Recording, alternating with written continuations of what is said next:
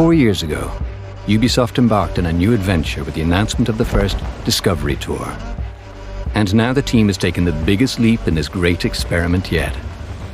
The unique aspect of Discovery Tour Viking Age is that it's a role-playing game that has no conflict. It's really meant for you to immerse yourself, to have fun, and at the same time to learn about the era from the perspective of the Vikings, but also from the perspective of the Anglo-Saxons.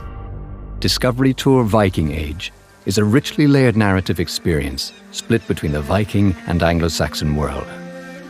In it, you'll step into the role of 4 main characters: Thorstein, a Viking merchant, and his wife Gunhilda, a sailmaker; Brother Elrich, a Saxon monk; and Alfred the Great, King of the Anglo-Saxons. One of the quite exciting and interesting developments, I think, in the last 10-15 years is how we understand who the Vikings were and what happened when they interacted with people in the places they came to.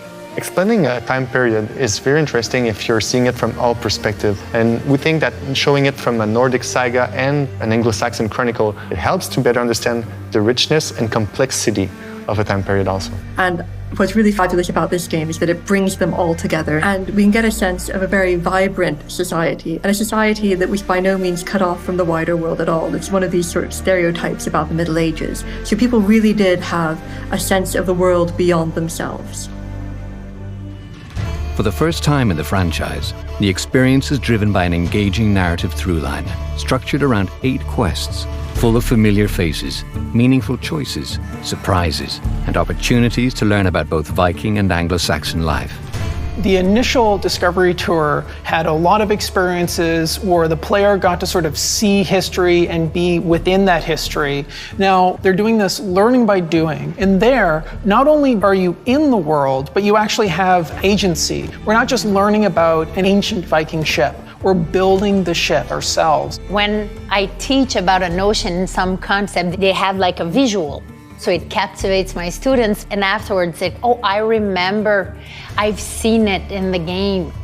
This narrative will even take players to the realms of Jotunheim and Asgard to learn fascinating details about Norse mythology.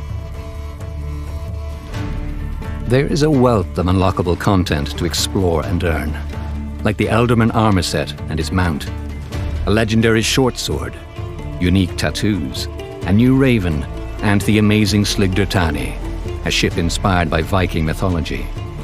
These unlockables are all redeemable in Valhalla's mainline experience. Along your journey, you'll also encounter discovery sites and behind-the-scenes capsules, which are optional waypoints diving deeper into the historical context of the Viking Age and revealing insights on Valhalla's development process. Throughout its creation, Ubisoft worked closer than ever with leading specialists in Norse and Anglo-Saxon history. These were not just advisors, but key developers, imbuing the Discovery Tour with unprecedented detail and immersive nuance as they pulled back the veil in this contentious historical period. I think the Discovery Tour helps make history more available to everybody. Like this type of game, I think, will give people more of that sense of what it was actually like to be a real human being back 1,000 years ago. I think that really humanizes the past. I think that brings people closer to history in quite a unique way.